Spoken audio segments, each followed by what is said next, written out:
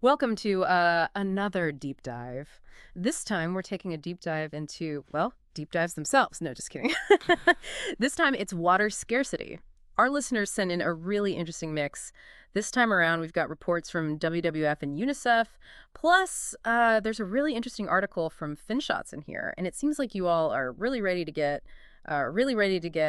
thirsty for knowledge about water scarcity. Yeah, and it's really fascinating. We're going to explore, how little of the planet's water is actually usable, and then also how cutting down trees in one place can actually lead to less rain thousands of miles away. It's really fascinating stuff. Yeah, absolutely. And it's not just about those dry riverbeds and shrinking reservoirs that we always see. Right. It's really interesting how water scarcity can really impact everything from our health and our food to even the global economy and political stability. One of the things that really surprised me, I saw the stat in the WWF report. It said that 70% of Earth is covered in water, but only 3% of it is fresh water. Like that just kind of blew me away when I read that. And then on top of that, most of that's locked away like in glaciers and underground, and we can't even get to it. Yeah. So it really makes you realize how like every drop counts, It really puts it into perspective, especially when you think about just how much water that we need. Like Finchot's pointed out that we need 50 to 100 liters of water per day just to survive, just for our basic needs. Wow. But then when you think about, what we need for like proper nutrition and everything else, like our consumption, that number goes up to 4,000 liters. 4,000 liters. See, now that puts it into perspective. I mean, I carry around my reusable water bottle, like I'm, really doing something good for the planet. Yeah. But 4,000 liters, okay, wow. So, I mean, this is obviously a huge issue that goes way beyond just how much water we're drinking every day. It's billions of people around the world, like right now, dealing with water scarcity. Yeah, WWF says that over 1 billion people don't have access to safe water, and 2.7 billion um, people face scarcity at least 1 month out of the year. Wow.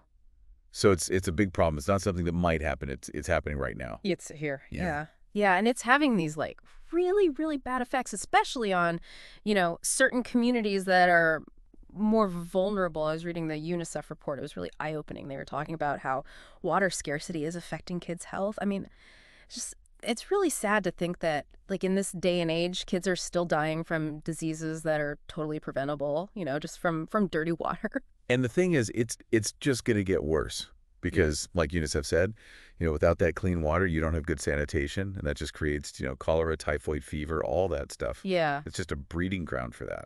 And the WWF report talked about this too, about the environment and how it's not just about like rivers drying up. We're talking about entire ecosystems that are like on the verge of collapse. Okay. And they actually talked about the Aral Sea. I don't know if you've heard of that. Oh, yeah. They were diverting water for irrigation, and the seas shrunk to a fraction of its original size. Wow.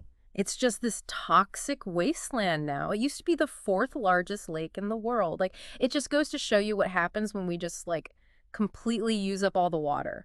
Yeah, it's a good example of how we can't just ignore how everything's connected. You know what I mean? Yeah. And this is something that the FinShots article brought up. They were talking about the difference between blue water and green water. Right. And I think when we think about water, we automatically think of like the ocean and lakes and rivers. So that's the blue water, right? Exactly. Blue water, that's like the obvious one.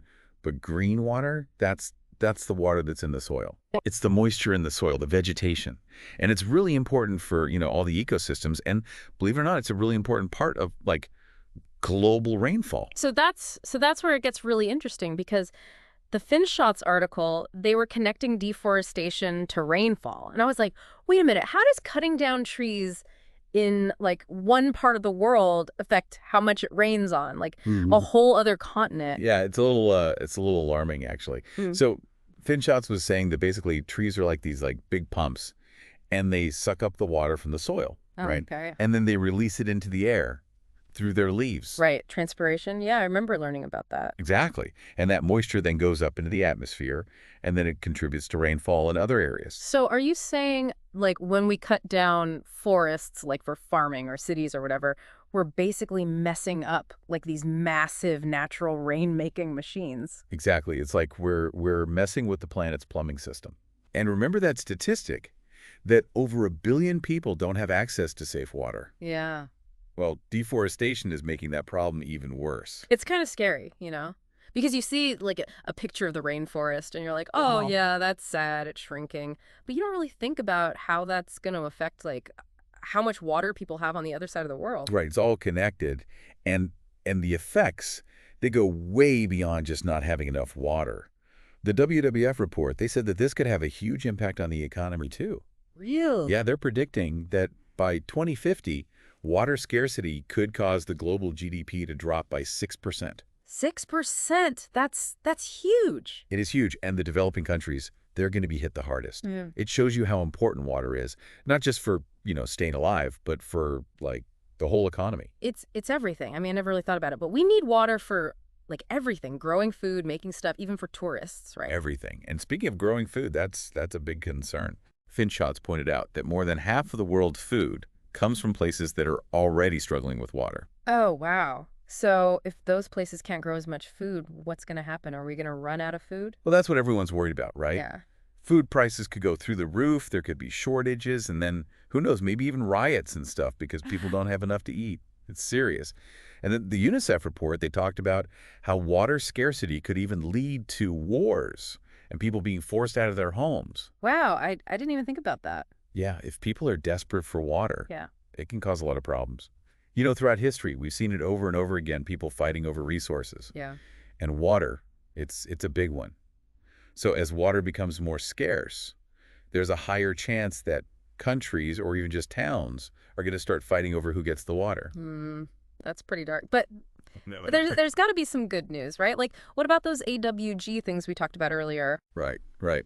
And the WWF report, they talked about how important it is to protect nature too, like wetlands. Wetlands. Oh, okay. Wetlands are really important because they're like these giant sponges, They soak up all the extra rainwater so it doesn't just like flood everything. Oh, okay. And they also clean the water and then slowly release it, which helps to replenish the groundwater. So they're like really important. They're essential because a lot of the fresh water we use actually comes from groundwater. Yeah. So we got to protect those wetlands. So it's not just about like finding new sources of water. It's also about taking care of what we already have. Right. What about all the other stuff that we're doing that's making the problem worse, like pollution and using like really wasteful farming methods? All right, yeah, that's a huge part of the problem. The WWF report, they were really emphasizing how important that is. We have to do something about pollution from factories and stuff, and we have to find ways to farm that don't use up so much water. Did you know that agriculture uses up 70% of the world's accessible fresh water? 70%. Wow.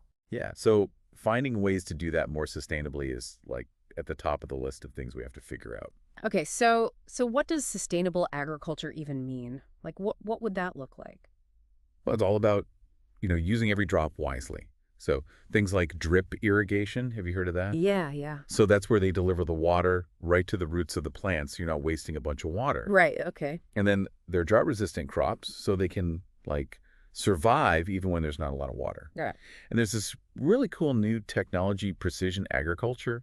They use sensors and stuff to, like, see exactly how much moisture is in the soil, and then they can, like, fine-tune how much water they're using. Oh, wow. So we can use technology not just to, like, find new water, but also to use the water we have in a smarter way. Exactly. Technology is going to play a big role in solving this crisis. But, the UNICEF report made a really good point. It can't just be about technology. Yeah. We have to change how we think about water. What do you mean? Like right now, we just kind of expect that water will always be there, You turn on the tap and there it is.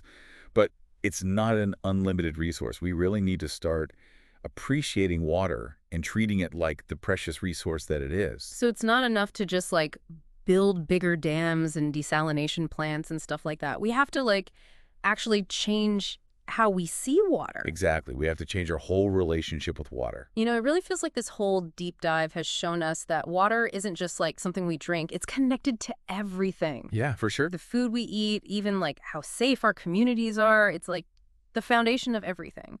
So with all that being said, with all these challenges, what makes you hopeful? Like what gives you hope that we can actually solve this water scarcity problem? Well, people ask me that a lot, and I'm actually really hopeful. I think, like, we've talked about these AWGs, and yeah, the technology is still being developed, but the progress we've made, even in the past few years, it's, like, incredible. Right, like pulling drinking water out of the air. It sounds like something out of a movie, Right. but it's real. It is real. Mhm. And Fidshot's had those really inspiring examples, like in Mumbai. They're using AWGs in the train stations so people can have clean drinking water. Yeah. And the Navajo Nation, they're using that technology too. Yeah, that was amazing. So they're already making a difference, these solutions. They're not just like ideas anymore. They're actually happening. Yeah. But even more than the technology itself, what gives me hope is that people are starting to really pay attention to this. Yeah. Like all over the world, governments, scientists, businesses, regular people, they're all coming together to try to fix this.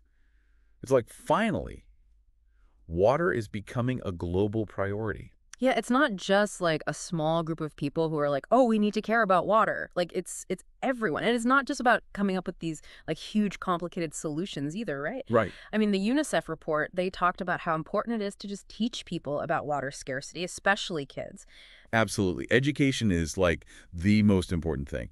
We got to teach the next generation how to take care of our water. Like, where does it come from? How much do we actually use? Mm. And how do our choices, even little ones, how do they affect everything? Right, because even if one person makes a small change, if like millions of people are doing it, it can make a real difference. That's right. Like UNICEF was saying, if everyone just started doing things like fixing leaks, being more careful about how much water they use, using water-saving appliances, that would help a lot. It all adds up. It does. It makes you realize that we can all be part of the solution. Like it's not someone else's problem to fix. Exactly. We're all in this together. Every drop we save, every new idea we try, every time we talk about this with someone, it matters. It does. It really does. Well, that's about all the time we have for today's deep dive. But before we go, what's the one thing you want our listeners to remember? I want everyone to know that this isn't a hopeless situation. We can solve this. The solutions, they're out there. But we got to act fast and we got to work together. I love that. So we've really explored a lot about water scarcity, but this is just the start, really. It is. Keep asking questions, keep looking for those solutions, and keep talking about this with your friends and family because, like you said, we're all in this together.